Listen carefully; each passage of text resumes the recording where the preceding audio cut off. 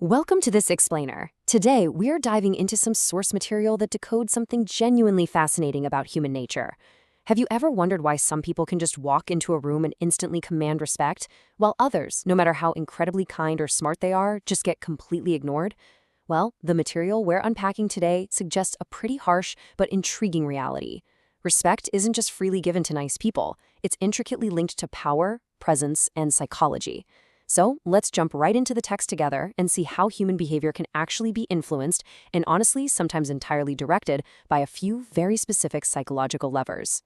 Okay, let's dive into this. The source outlines 4 highly effective psychological tricks we'll be breaking down today: the intentional mistake strategy, weaponizing guilt and victimhood, the power of a reason, and social proof and herd mentality.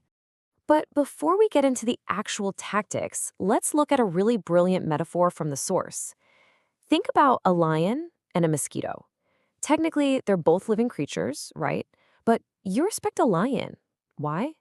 Well, because of its immense power. A single roar from a lion commands instant fear and respect. But a mosquito? You'll just swat it away or squash it without a second thought. The source argues that human dynamics often operate on this exact same frequency. We inherently respect what is powerful and dominating. When someone possesses capabilities or an aura that literally cannot be ignored, people naturally start to value them. So the big question is, how do people artificially create that aura of power? That brings us to strategy number 1, the intentional mistake strategy. This first tactic is a really fascinating look at how to extract the truth from someone without ever asking them a direct question. Just think about it. How do you usually get people to reveal personal details? If you want to know where an old friend is working or who they're dating, what do? Most of us just ask politely. But direct questions often hit a brick wall. People are naturally guarded, you know? They don't always like sharing their personal business right out of the gate with someone they aren't totally comfortable with. So, the source suggests a completely different approach. Instead of asking a question, you state a deliberately wrong assumption, and you do it with absolute, unwavering confidence. For example, instead of asking, "Where do you work?" you'd say something like, "Hey, I heard you're working at Google now, doing really well." Now, what's really interesting here is the predicted reaction. The target will almost always naturally rush to correct you. They'll blurt out, "No, I'm not at Google. I'm actually working at XYZ company." And in the flow of that correction, they often drop other hidden secrets too, like, "And by the way, I didn't break up. My girlfriend's name is Radhika."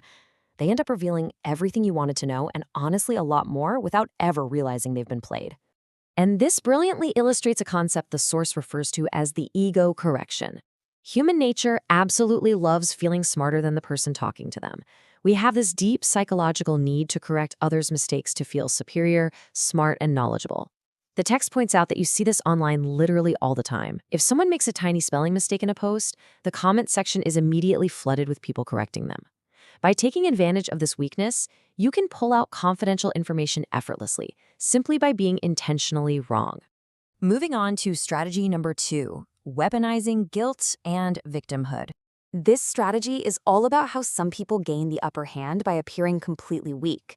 Have you ever been in an argument, maybe with a parent or a romantic partner, where you're making total logical sense, but then they suddenly drop a line like this? "Yes, sure, do whatever you want. I am the fool here. Everything is my fault." The source highlights that these sarcastic, self-deprecating remarks are incredibly effective at completely shutting down an argument, leaving you entirely speechless. The mechanics of this reverse psychology are pretty wild. By openly playing the ultimate victim and absorbing all the blame in a highly exaggerated way, the person completely shifts the dynamic. The source notes that hearing these guilt-inducing words basically melts the anger of even the most stone-hearted person. Instead of holding them accountable or punishing them for being wrong, you suddenly find yourself stepping in to comfort and console them.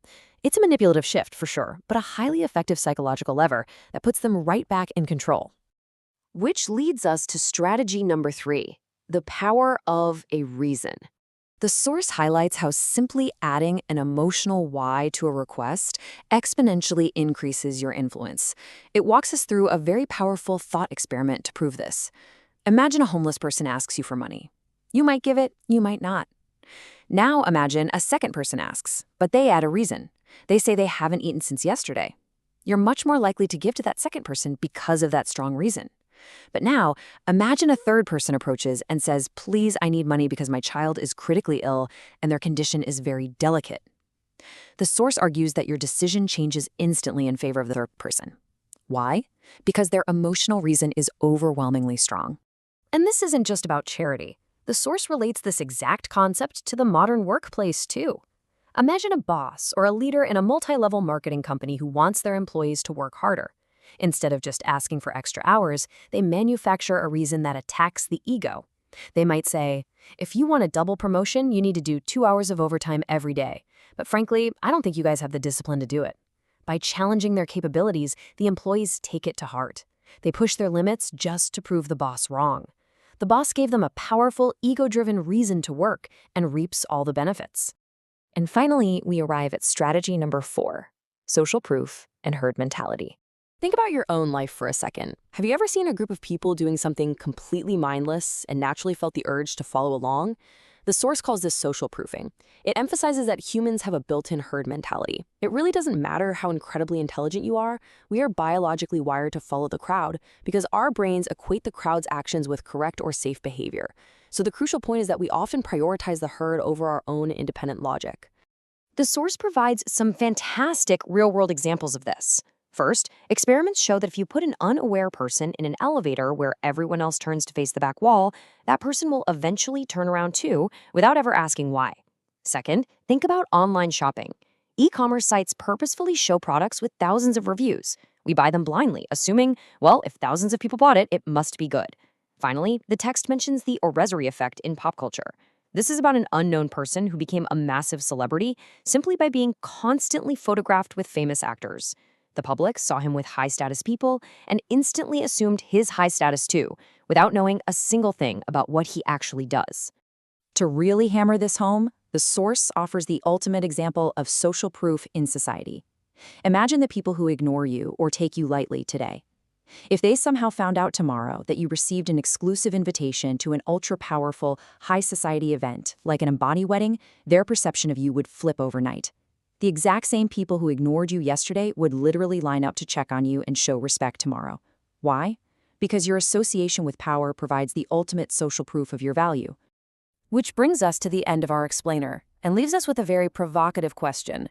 Now that we've looked at the mechanics behind the curtain, from intentional mistakes that trap the ego to weaponized guilt, emotional reasoning, and the undeniable pull of the herd, you have to ask yourself, in your daily interactions, are you controlling the narrative, or are you just mindlessly following the herd? I encourage you to actively spot these mechanics of influence in your own life this week. You might be surprised at just how often they are being used on you. Thanks for joining me for this explainer, and as always, keep questioning the world around you.